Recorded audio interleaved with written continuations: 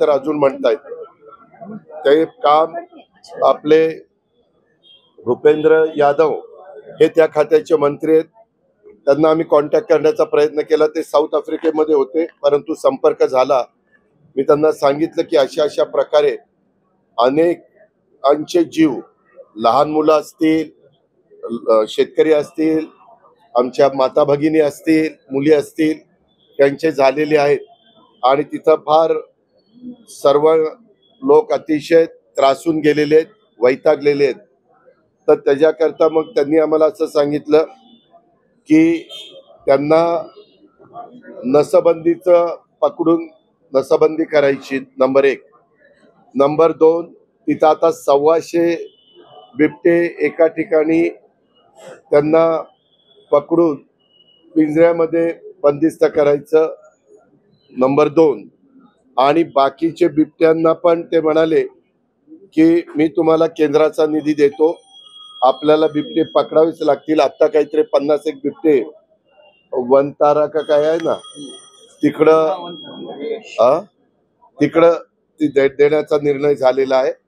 आणि हे बिबटे पकडल्याशिवाय ते 50च जाणार आहेत, पण बाकीचे पकडून 1001 बिबटे राहतील. पण त्याच्याकरता जागा आपल्याला शेवटी फॉरेस्टची घ्यावी लागेल. त्यांनी सांगितलं की मी 18 का 19ला दिल्लीला येतोय. ते दिल्लीला आल्यानंतर त्यांनी इथं अधिकाऱ्यांना सांगितलं की तुम्ही ताबडतोब तो प्रस्ताव घेऊन या, आपण इथं चर्चा करू आणि त्याच्यातनं ज्या काही अडचणी आहेत ते ताबडतोब सोडवण्याच्या करता केंद्रीय ह्या खात्याचे मंत्री, वन खात्याचे मंत्री यादव साहेब संपूर्णपणे सहकार्य करतो असं त्यांनी कबूल केलं. आणि मग त्याच्यात आजी माजी खासदार, आमदार या सगळ्यांनी त्यांना जे काही वाटतं कुठं कुठं बिबटे आहेत, काय काय आहे, त्याच्याबद्दलचे बाबी लक्षात आणून दिल्या. जे काम आता वन विभाग करताय त्याच्याबद्दल पण आम्ही काय काम करतो ते तिथं प्रेझेंटेशन दाखवलं. परंतु अजून जवळपास 40 कोटी रुपयाचं साहित्य त्यांना लागणार आहे. मी जिल्हाधिकाऱ्यांना सूचना दिल्या की जिल्हाधिकारी महोदय ते पहा आणि बेस्ट क्वालिटीचं रिजनेबल रेटमध्ये ते सगळं साहित्य त्यांना घेऊन द्या आणि त्याला मान्यता देऊन टाका, अशा प्रकारे त्यांना सांगितलंय. दुसरी एक मीटिंग आज ह्यालाच धरून आम्ही घेतली आणि ती म्हणजे आपल्याला सगळ्यांना माहिती आहे, मागं देशाचे कृषी मंत्री शिवराज सिंग चौहान, देवेंद्रजी फडणवीस, मी, चंद्रकांत दादा पाटील, माणिकराव, मला वाटतं कोकाटे, आम्ही सगळेजण त्यावेळेस आलेलो होतो. आणि आपण आपल्या पुण्यामध्ये एक हॅकेथॉनचा कार्यक्रम मोठ्या प्रमाणावर घेतला आणि त्याला अनुसरून आम्ही आता कृषी विभागाचे पण अधिकारी बोलवलेले होते. दत्ता भरणे कृषी खात्याचे मंत्री पण त्याला उपस्थित होते. आणि त्यामध्ये दिशा कृषी उन्नतीची 2029 कृषी समृद्धी योजना आढावा बैठक ही आम्ही त्या बाबतीमध्ये घेतली. आणि त्या बैठकीच्या मध्ये साधारण काय काय काम चाललेलं आहे, कृषी विभागाकडनं अजून काय पाहिजे, निधीची कितीची तरतूद करावी लागणार आहे आणि कुठली पिकं त्याच्यामध्ये आपण घेतलेली आहेत, त्याच्यामध्ये अजून कुठली पिकं ऍड करायची. एक गोष्ट चांगली आहे की दोन्ही कृषी विज्ञान केंद्र म्हणजे एक आपल्या जुन्नरचं तालुक्यातलं आणि एक बारामती तालुक्यातलं, दोघांनी पण त्याच्यामध्ये मनापासून लक्ष घातलेलं आहे. त्याचबरोबर हे पुरंदर हायलँड यांनी पण त्याच्यामध्ये चांगलं काम चालवलेलं आहे. अशा अनेक जण त्यामध्ये उत्तम कार्य करतायत. शेतकरी मोठ्या प्रमाणावर आलेले होते. शेतकऱ्यांच्या मध्ये उत्साह जाणवला आणि सुदैवाने कृषी खातं आपलेच पुण्याचे सुपुत्र दत्ताभाऊ भरणेंकर असल्यामुळं आणि अर्थ खातं माझ्याकडे असल्यामुळं तिथं काही अडचण येईल असं मला वाटत नाही. राज्यामध्ये कुठेही माझ्या शेतकऱ्यांनी, माझ्या बळीराजांनी अशाबद्दलचं काम करत असताना जर काही त्यांना अडचणी जाणवल्या तर आम्ही सगळेजण त्या अडचणी दूर करण्याच्या करता तयार आहोत. त्याला इथं कृषी आयुक्तांचं पण ऑफिस आहे, ते पण आज मीटिंगला होते आणि सगळेच अधिकाऱ्यांनी आज त्याच्यामध्ये सहभाग दाखवला आणि लोकप्रतिनिधी दाखवला आणि माझ्या शेतकऱ्यांनी पण दाखवला. आणि आम्ही ज्या उद्देशाने आपण हॅकॅथॉन घेतलेलं होतं त्याच्यात बऱ्याच अंशी आपल्याकडं 36 जिल्ह्यांचा विचार करता काम चाललेलं आहे आणि त्याच्यामध्ये आता आम्ही अधिक त्याला गती द्यायचं ठरवलंय. प्रत्येक आपल्या जिल्हा कृषी अधिकारी तालुका कृषी अधिकाऱ्यांना पण तशा प्रकारच्या सूचना कृषी मंत्र्यांच्या साक्षीने आम्ही दिलेल्या. दादा, आज महाविकास आघाडीचं शिष्टमंडळ पुन्हा गेलं होतं, त्यामध्ये राज ठाकरेंनी म्हटलं की काही नाही, पण ते तुमची मिमिक्री केली त्यांनी आणि मला येऊ का कुणी तू उद्या माझी मिमिक्री केली तर माझ्या अंगाला भोकं पडत नाही. हे जे मिमिक्री करणारे मिमिक्री करत राहतील, काम करणारा मी कामाचा माणूस मी काम करत राहील. मी आज माझ्या शेतकऱ्यांच्या करता महत्वाचे निर्णय घेतले. मी आज माझ्या बिबटच्या संदर्भातलं जे संकट माझ्या जुन्नर, खेड, आंबेगाव, शिरूर, पारनेर अहिल्यानगर आणि अकोले अहिल्यानगर इथं आलंय. काही जण तर मला म्हणले की दादा हवेली तालुक्यापर्यंत काही बिबटे पाहायला मिळत आहेत. हे मोठं संकट आहे, कधी इतकी मोठ्या संख्या वाढलेली नव्हती. मी पत्रकार मित्रांनो सांगतो, आपल्याला पण अशा मिमिक्री करणाऱ्यांना मिमिक्री कोण करतं आपण ओळखून घेतलं पाहिजे. पुन्हा तुम्ही त्यांना विचारणार का हो राजसाहेब ठाकरे तुम्ही मिमिक्री केल्यानंतर अजित पवार तुमच्याबद्दल असं म्हणले, तुमचं काय मत आहे?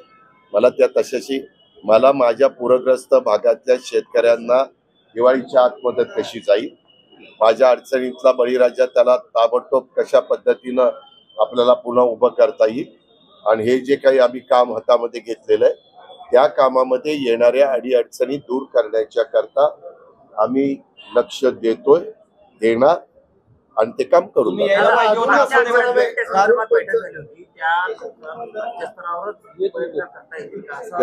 काय आहे, दोन प्रकारे वन विभागाच्या लोकांनी सांगितलं की दादा हे बिबटे आहेत, हे उसामध्ये तिथं राहतात, तिथं त्यांची पैदास मोठ्या प्रमाणावर होती. या बिबट्यांचा जंगलाचा काहीच संबंध राहिलेला नाहीये आणि त्याच्यामुळं त्यांना जंगलात सोडलं तर ते जंगलात राहू शकत नाही, कारण ते लहानाचे मोठेच त्या उसात झाले. बरं उसातनं बाहेर आले की कुणाचे तरी जवळपास शेतीवाडी असती, वस्ती असती, तिथं जाऊन कुत्री असतील तर कुत्री पकडायची, मांजरं असली तर मांजरं पकडायची, भुशी असल्या तर भुशी पकडायच्या, कोंबड्या असल्या तर कोंबड्या, बकरी, वासरं अशा पद्धतीनं, किंवा वेळ पडली तर मनुष्यावर हल्ला करण्याचा मागे पुढे ते बघत नाही. आणि म्हणून त्याच्याकरता आम्ही वेगवेगळ्या गोष्टी केलेल्या आहेत, परंतु त्या तात्पुरत्या स्वरूपाच्या आहेत.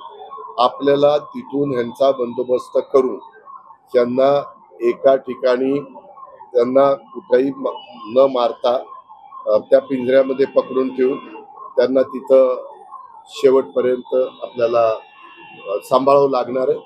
त्याशिवाय हे बंद होणार नाही. कारण ह्याच्या आधी पण आपण इतके वर्ष आपल्या जिल्ह्यामध्ये काम करतोय. उसाचं क्षेत्र जुन्नर तालुक्यामध्ये कुकडीची 5 धरणं आणि घोड धरण झाल्यानंतर वाढलं आणि त्याच्यानंतरही बिबट्याचं क्षेत्र वाढलं. तुम्ही जुन्या पत्रकारांना विचारा, कधी पण एवढं बिबट्याचं प्रमाण हे मनुष्य वस्तीमध्ये नव्हतं आणि त्याच्यावर ते असे सरकत सरकत सरकत पुढे येत चाललेले, काही तर दौंड पर्यंत पोहोचलेले. उद्या इंदापूरला, इकडं करमाळ्याला, इकडं बारामतीला, इकडं पण ते यायला, इकडे जिथं उसाची शेती आहे तिथं जायला वेळ लागणार नाही आणि त्यांना बाकीचं काही फार कष्ट पडतच नाही. तिकडच्या बाजूला त्यांनी जेवढी पिल्लं घातली तेवढी पिल्लं जगतात, कारण ऊस 13, 14, 15 महिन्याचा असेपर्यंत तुटला जात नाही. अशा सगळ्या गोष्टी आहेत. त्याच्यामुळं आम्हाला जंगलामध्ये राहणाऱ्या बिबट्यांचा वेगळा विचार करावा लागेल आणि आपल्या ऊसामध्ये राहणं जी बिबट्यांची संख्या वाढती त्याचा वेगळा विचार करावा लागेल आणि त्याच्याबद्दल आम्ही भूपेंद्र यादव साहेब आल्यानंतर त्यांच्याशी स्पष्टपणे बोलू आणि त्यांची मदत घेऊ.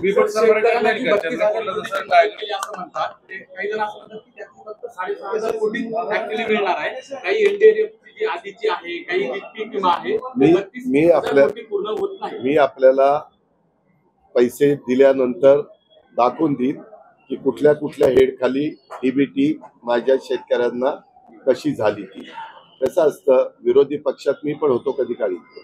विरोधी पक्ष असा कधी म्हणेल का जे सरकार काम करतं आणि त्या सरकारच्या विरोधात विरोधी पक्ष असतो की नाही नाही त्यांनी फार चांगलं केलं, ते त्याच्यातनं काही ना काही लोकांची दिशाभूल करण्याचा प्रयत्न करणार.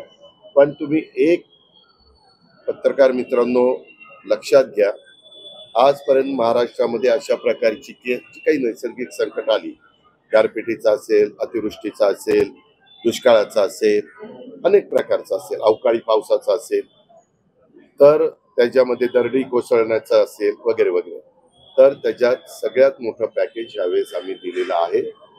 आम्ही पंतप्रधानांशी पण बोललेलो आहे. तुम्ही माझं भाषण ऐकलं असेल, या नव्या मुंबईमध्ये विमानतळाच्या उद्घाटनाच्या वेळेस केलं होतं, त्याच्यात पण मी तो उल्लेख केला. आणि शिर्डीला आमची आणि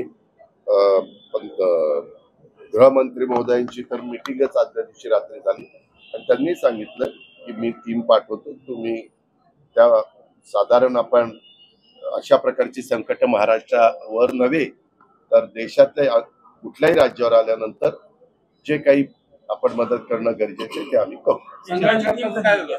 केंद्राची टीम आमचा संपूर्ण प्रस्ताव गेल्यावर होईल, कारण आम्ही डबल प्रस्ताव पाठवू शकत नाही. आमचे सगळे प्रस्ताव एकदा ऍक्युरेट, किती माझ्या शेतकऱ्यांची शेती अडचणीत आली, किती जनावर किती खरडून जमिनी गेल्या, किती विहिरी बुजल्या, किती तलाव फुटले वगैरे वगैरे, रस्ते वाहून गेले, पूल वाहून गेले, घरं पडली, ह्या सगळ्या गोष्टी ची आम्ही कालच कॅबिनेटला मुख्यमंत्र्यांनी आम्ही सगळ्यांनी सांगितलं, चीफ सेक्रेटरीला, की ते लवकरात लवकर घ्या. कारण एकदा प्रस्ताव पाठवल्यावर पुन्हा आमचं हे राहिलं होतं म्हणून दुसरा पाठवला असं करता येत नाही. त्याच्यामुळं थोडासा त्या गोष्टीला वेळ लागतो, परंतु त्याच्याकरता आम्ही थांबलेलो नाही. आम्ही आमचं काम चालू करू. दिवाळीपूर्वी मिळेल. काल वित्त विभागाचे अतिरिक्त मुख्य सचिव OP गुप्तांना क्लिअर सूचना आम्ही तिघांनी दिलेल्या आहेत.